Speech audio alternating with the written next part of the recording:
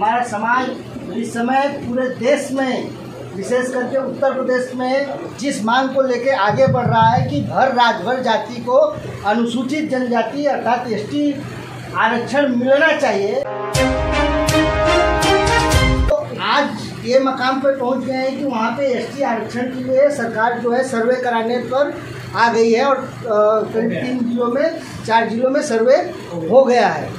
लेकिन सर्वे हो जाने से सब कुछ नहीं हो जाता है, इसलिए मैं विशेष रूप से माननीय सांसद जी से ही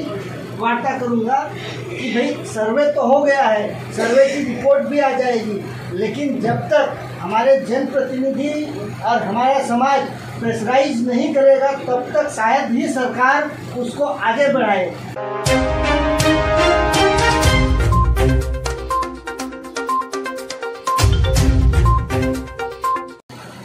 महाराज सुहेलदेव का स्मृति चिन्ह देकर मैं चाहता हूँ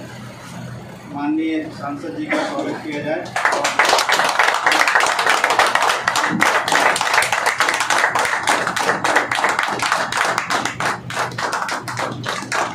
जय सुहेलदेव, जय सुहेलदेव।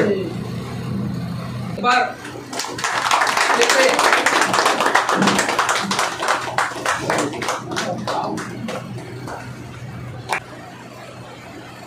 एडवोकेट दिनेश राजभर जी से निवेदन है कि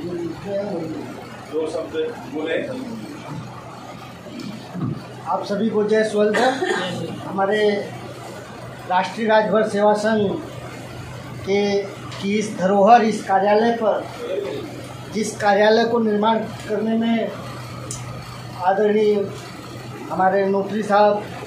एडवोकेट रामबुज राजभर जी का बहुत योगदान रहा है, आदरणीय विश्वनाथ जी का योगदान रहा है और हमारे उस समय के तमाम साथी जिसमें हमारे पिताजी भी रहे हैं। ये कार्यालय एक बहुत बड़ी राष्ट्रीय राजभरों की एक बहुत बड़ी संपत्ति इस महाराष्ट्र में है और इस कार्यालय से राजभरों की राजनीति की नींव पड़ी और बहुत से जितने भी विधायक और मंत्री हुए हैं सब यहीं से निकल कर गए हैं और सब लोगों ने यहाँ पर आकर अपनी उपस्थिति दर्ज कराई है। और आज माननीय सकलदीप जी जो राज्यसभा में पहुँचने वाले पहले राजभर सांसद हैं, यानी पहले सांसद के तौर पे बब्बर जी पहुँचे और संसद में प्रवेश किया और उसके बाद बड़ी संस्था यानी राज्यसभा में पहुंचने वाले, यानी एक ऐतिहासिक उपलब्धि माननीय सकलदीप जी के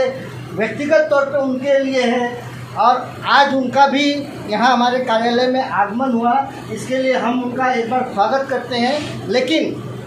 जैसे कि हमारे आदरणीय वरिष्ठतम हमारे पितामह रामबुज जी ने जो अपना दर्द बताया, उस दर्द में कहीं कुछ हम लोगों की भी कमी है और कुछ नेताओं विधायकों इनकी भी रही है। भाई पार्टीगत बंदिशें हो सकती हैं लेकिन सामाजिक आवश्यकता है। जो साहब ने बताया सरनेम वाली दर्द, तो उसमें तो अभी मेरे पास अभी 10 दिन पहले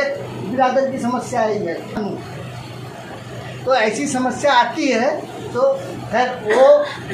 अलग है। मैं ओवरऑल जो सामाजिक समस्या इस समय जो हमारी चल रही है, जिस मांग के लिए हमारा समाज इस समय पूरे देश में, विशेष करके उत्तर प्रदेश में जिस मांग को लेकर आगे बढ़ रहा है कि भर राजभर जाति को अनुसूचित जनजाति अर्थात एसटी आरक्षण मिलना चाहिए। और आज का जो टाइमिंग है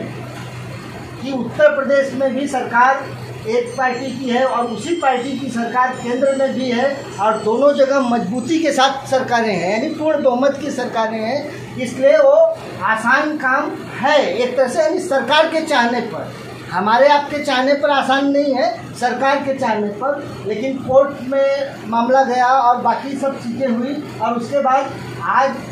हम लोग उस मकाम पे पहुँचे हैं। जो भी संस्थाएं वहाँ काम कर रही हैं, जिनको यहाँ से भी राष्ट्रीय राजभर सेवा संघ से भी बैकिंग मिली है, हम लोगों की तरफ से सांगठनिक रूप से आर्थिक मदद भी गई है, फिर कुछ विचार विमर्श भी होता रहा है दयानंद जी के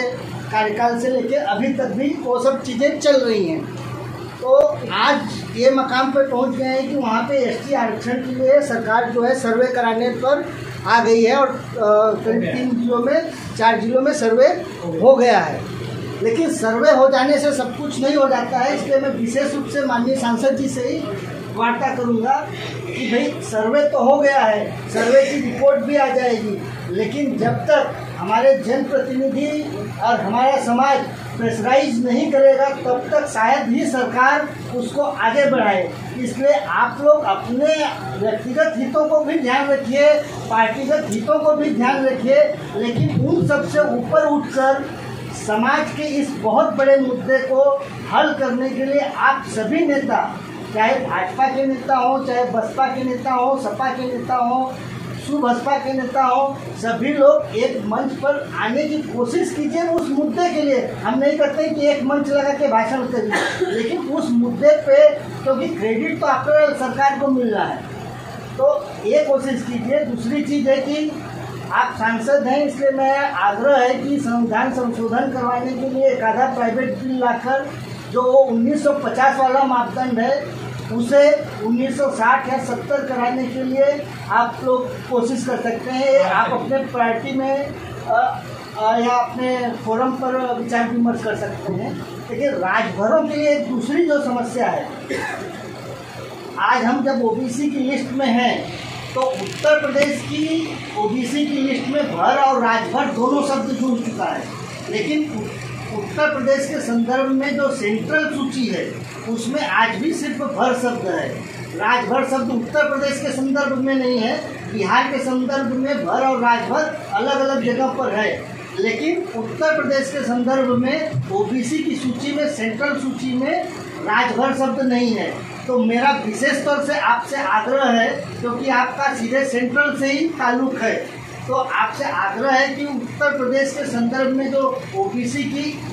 सूची है उस सूची में राजभर शब्द, भर के साथ में राजभर शब्द जुड़े। इसके लिए आप व्यक्तिगत रूप से सांसद के तौर पर प्रयास करिए। अखिल भारतीय राजभर संगठन अपनी जगह है, लेकिन आप व्यक्तिगत रूप से सांसद की हैसियत से भी आप प्रयास करेंगे तो मुझे पूरा विश्वास है कि आप वो काम कर लेंगे और ये बहुत बड़ा क्रेडिट आपके लिए भी होगा। बस इसी के साथ मैं